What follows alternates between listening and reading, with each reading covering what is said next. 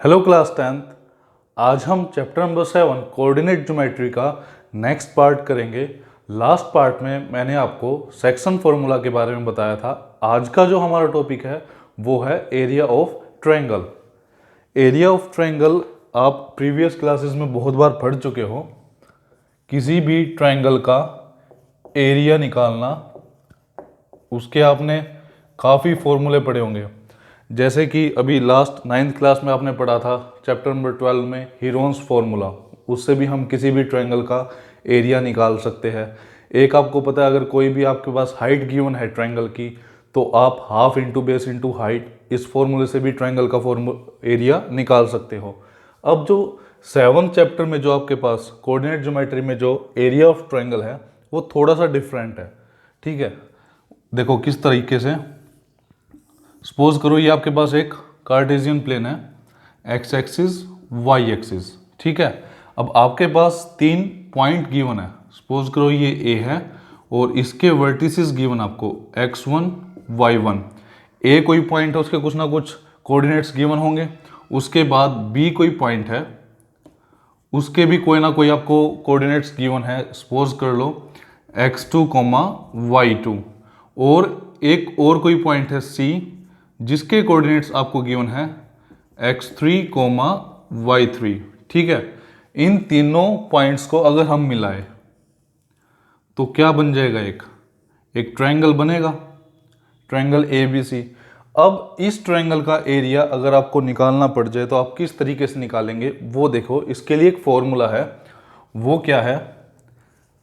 Area of triangle ABC is equal to half into में। सबसे पहले क्या करना है, देखो ध्यान से। 3 कोऑर्डिनेट्स हैं यहाँ पे, x1, x2, x3, y1, y2, y3 means 1 2 3। ठीक है, यही है। तो ध्यान से इसको फॉर्मूले को याद करने का क्या तरीका है मैं आपको वो बता रहा हूँ। सबसे पहले लिखो x1। ठीक है, x1, 1 के बाद क्या आना चाहिए? 2, और 2 के बाद 3। तो x1 की मल्टीप्लाई करो आप, x1 की मल्टीप्लाई करो y2 से। 1 के बाद 2, x के बाद y। अब y2 में से माइनस करना आपने y3। ठीक है, 1 2 3। उसके बाद प्लस में यहां x1 आ गया। अब आप लिखो x2। अब यहां पे 2 आया है तो 2 के बाद क्या आना चाहिए? 3, यानी कि y3। और 3 के बाद वापस क्या आ जाएगा? 1, 1 के बाद 2, 2 के बाद 3, इस तरीके से चलता जाएगा। तो y3 के बाद क्या आना चाहिए? 1 मीन्स y1। ठीक है, अब x2 आ गया तो यहां पर आएगा x3। 3 आ गया तो 3 के बाद क्या आएगा? 1, y1। और 1 के बाद 2, ब्रैकेट क्लोज। तो ये आपका फॉर्मूला है क्या? Half into x1 into y2 minus y1 plus x2 into y3 minus y1 plus x3 into y2 minus y1। आपके पास ये कोऑर्डिनेट्स गिवन होंगे, सभी कोऑर्डिनेट्स को इस फॉर्मूले में रखो और आपके पास एरिया ऑफ ट्रायंगल आ जाएगा। ठीक है, याद करने का तरीका यही है, 1 2 3 2 3 1 3 1 2। ब्रैकेट के अंदर y आएगा और बाहर आएगा x। ठीक है, अब एक एग्जाम्पल करते हैं हम। एग्जाम्पल नंबर 11, एग्जाम्पल नंबर 12 करते हैं। इसमें दो चीज़ क्लियर हो जाएंगी आपको। एग्जाम्पल नंबर 12 में क्या है? Find the area of A triangle. आपको 3 पॉइंट्स गिवन है ABC। ए के कोऑर्डिनेट्स गिवन आपको 5, 2। बी के कोऑर्डिनेट्स गिवन आपको 4, 7। एंड सी के जो कोऑर्डिनेट्स है वो है 7, -4। ठीक है, ये कोई ट्रायंगल के वर्टिसेस है, आपको इसका एरिया निकालना है। तो देखो हम सबसे पहले क्या करेंगे, ये सभी वैल्यूज लिख लेंगे। x1, x2, x3, y1, y2, y3। ये वैल्यूज लिखने से क्या फ़ायदा होगा?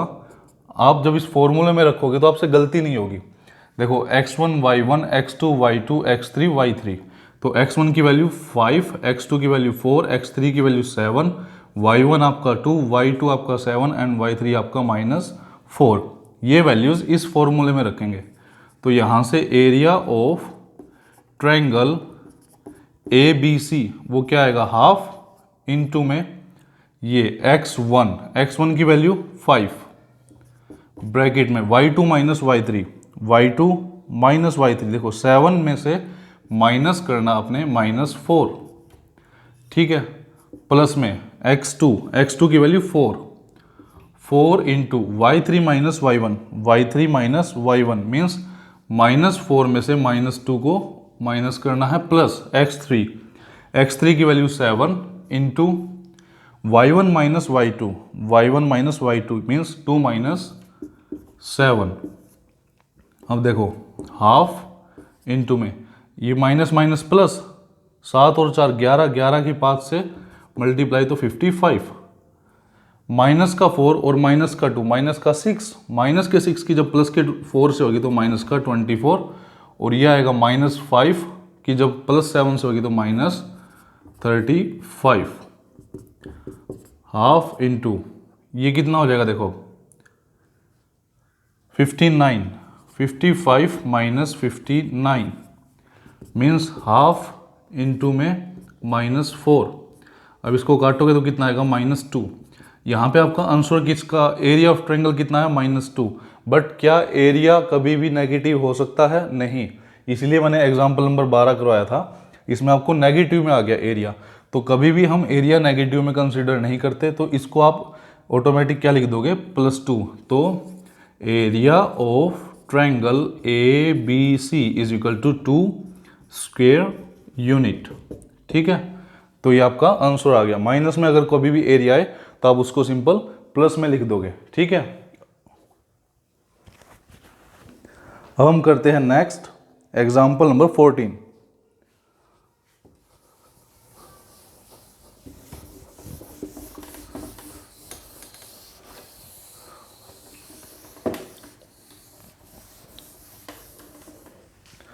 एग्जाम्पल नंबर 14 में क्या है, find the value of k if the points, आपको 3 पॉइंट्स गिवन है, अगर वो कोलिनियर है तो आपको k की वैल्यू निकालनी है, ठीक है। एग्जाम्पल नंबर 14 में क्या है, पॉइंट्स दे रखे, a दे गया आपको 2,3, b है आपके पास 4,k एंड c है आपके पास 6,-3, ठीक है। आपको इस k की वैल्यू निकालनी है और ये तीनों पॉइंट्स आपको क्या गिवन है, कोलिनियर गिवन है, ठीक है। कोलिनियर अगर आपके पास गिवन है मींस तीनों पॉइंट एक ही लाइन पे है, ठीक है। ये हम प्रीवियस पार्ट में पढ़ चुके हैं। अगर 3 पॉइंट्स आपस में कोलिनियर है तो मीन्स वो तीनों एक ही लाइन पे है, और एक ही लाइन पे होंगे तो कोई ट्रायंगल बनेगा नहीं, मीन्स उस ट्रायंगल का एरिया क्या होगा, 0। तो हम सिंपल क्या करेंगे, यहाँ से सभी वैल्यूज निकाल के x1 x2 सभी की, और इस एरिया वाले फॉर्मूले में रखेंगे, और एरिया होगा आपका 0 क्योंकि पॉइंट्स आपके क्या है, कोलिनियर। तो देखो x1 की वैल्यू 2, x2 की वैल्यू 4, x3 की वैल्यू 6, y1 की वैल्यू 3, y2 की वैल्यू k एंड y3 की वैल्यू -3, ठीक है। ये सभी वैल्यूज इस फॉर्मूले में रखेंगे। तो because A, B, C are collinear, so area of triangle ABC must be 0, ठीक है। तो हाफ इंटू में x1 की value 2, y2 minus y3 means k में से माइनस करना है आपने -3 को, प्लस में x2 की वैल्यू 4 इंटू y3 की वैल्यू -3 और y1 की वैल्यू 3, तो -3 में से माइनस करना है 3 को, प्लस में x3 की वैल्यू 6 इंटू y1 की वैल्यू 3, y2 की value k means 3 minus k, और ये आपका आना चाहिए 0 के इक्वल। अब देखो ये 2 इधर जो डिवाइड में उधर जाएगा, 0 से मल्टीप्लाई होगा तो वैसे ही 0 हो जाएगा, तो इसको हटा दो। अब देखो ये minus minus plus k plus 3 की 2 से मल्टीप्लाई होगी तो क्या आएगा, 2k प्लस 6, माइनस 6 की जब प्लस 4 से मल्टीप्लाई होगी तो -24, 6 की 3 से कितना 18, और 6 की माइनस k से तो -6k इज इक्वल टू 0। अब 18 और 6 24, प्लस का 24 और माइनस का 24, ये तो कट हो गया। क्या है यहाँ से 2 के माइनस 6 के कितना माइनस 4 के इज इक्वल टू 0। यहाँ से k की वैल्यू क्या आएगी 0 अपॉन में -4, क्योंकि -4 मल्टीप्लाई में डिवाइड में जाएगा, तो k की वैल्यू कितनी आ गई आपकी 0। ये आपका आंसर आ गया। और अगर आपको डाउट हो आंसर में तो आप इसको वेरीफाई भी कर सकते हो। कैसे? इस k की वैल्यू को सिंपल यहाँ रखो तो आपका b के कोऑर्डिनेट्स क्या होंगे 4,0। अब इन तीनों पॉइंट्स को इसमें रखो, ये आपका 0 आना चाहिए। अगर 0 आ जाता है तो आपकी k की जो वैल्यू आई है वो सही आई है, और अगर 0 नहीं आता है तो k की वैल्यू आपकी गलत आई है। ठीक है, अब हम करते हैं एग्जाम्पल नंबर 15। ये लास्ट टाइप है। एग्जाम्पल नंबर 15 में क्या है, आपको एक क्वाड्रिलेटर गिवन है।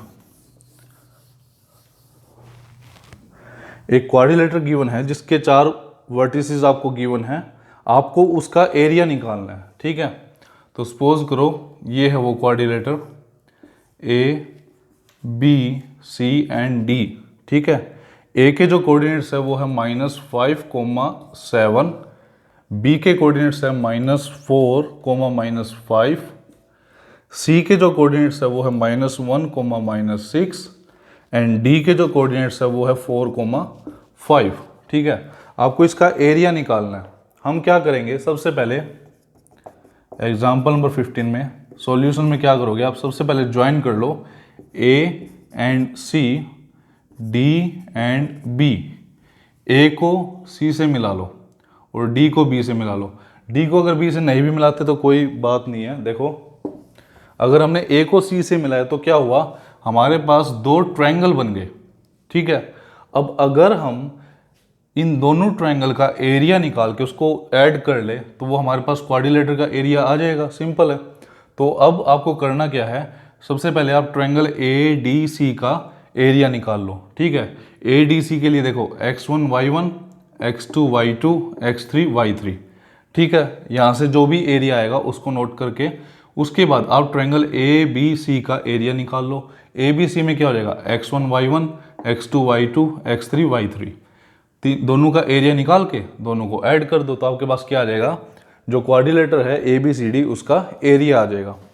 तो ये जो आपका टॉपिक था आज का वो था एरिया ऑफ ट्रायंगल। हम किस तरीके से किसी भी कोऑर्डिनेट प्लेन में या किसी भी कार्टेशियन प्लेन में कैसे हम किसी भी ट्रायंगल का या क्वाड्रिलेटर का एरिया फाइंड आउट कर सकते हैं, ये आज हमने सीखा। अब आपको करना क्या है, आपको एक्सरसाइज 7.3 ट्राई करनी है। एक्सरसाइज 7.3 में आपको कोई भी डाउट आए तो वो आप पूछ सकते हो, और अगर पहले भी आपको कोई डाउट है तो वो भी आप पूछ सकते हो। ठीक है, थैंक यू।